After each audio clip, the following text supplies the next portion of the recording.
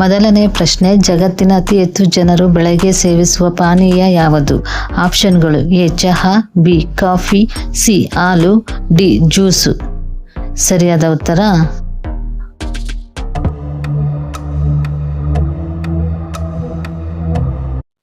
Option A ಚಹಾ.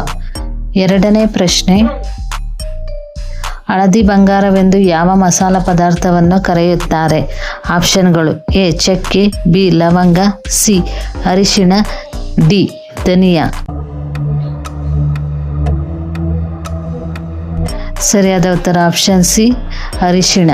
ಮೂರನೇ ಪ್ರಶ್ನೆ, ಯಾವ ಹಣ್ಣಿನ ಹೊರಭಾಗದಲ್ಲಿ ಹೆಚ್ಚಿನ ವಿಟಮಿನ್ ಇರುತ್ತದೆ? ಆಪ್ಷನ್ಗಳು: ಎ ಸೇಬು, ಬಿ ಕಿತ್ತಳೆ, ಸಿ ದಾಳಿಂಬೆ, ಡಿ ಸೀಬೆ ಹಣ್ಣು.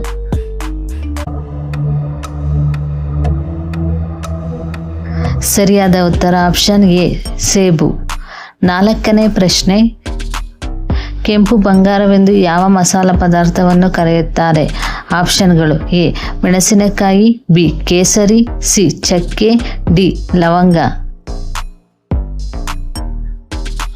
ಸರಿಯಾದ ಉತ್ತರ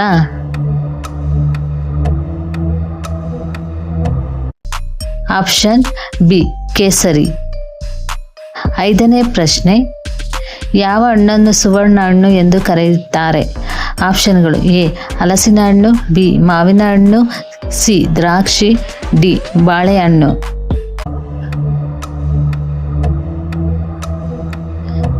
ಸರಿಯಾದ ಉತ್ತರ ಆಪ್ಷನ್ ಬಿ ಮಾವಿನ ಹಣ್ಣು. ಆರನೇ ಪ್ರಶ್ನೆ,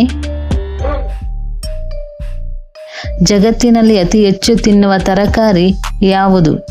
ಆಪ್ಷನ್ಗಳು: ಎ ಈರುಳ್ಳಿ, B tomato, C carrot, D ಬೆಳ್ಳುಳ್ಳಿ.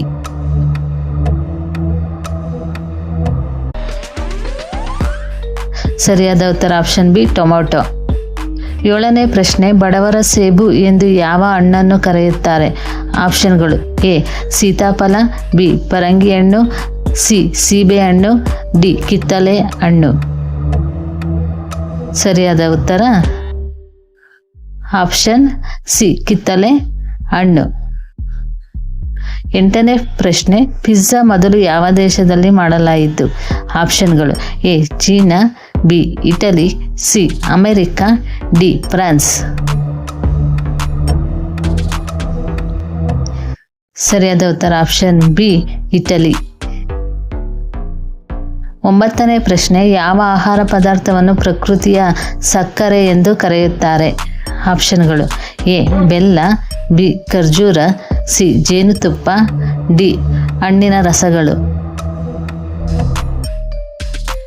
ಸರಿಯಾದ ಉತ್ತರ ಆಪ್ಷನ್ ಸಿ ಜೇನುತುಪ್ಪ. ಹತ್ತನೇ ಪ್ರಶ್ನೆ, ಗೌತಮ ಬುದ್ಧನ ಮೊದಲ ಹೆಸರೇನು?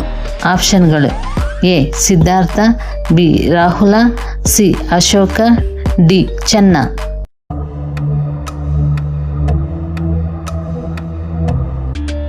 ಸರಿಯಾದ ಉತ್ತರ option A Siddhartha.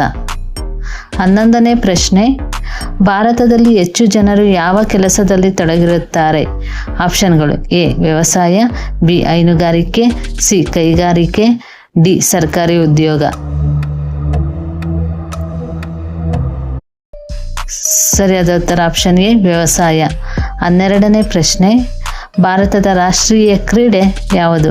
ಆಪ್ಷನ್ಗಳು: A cricket, B hockey, C kabaddi, D chess.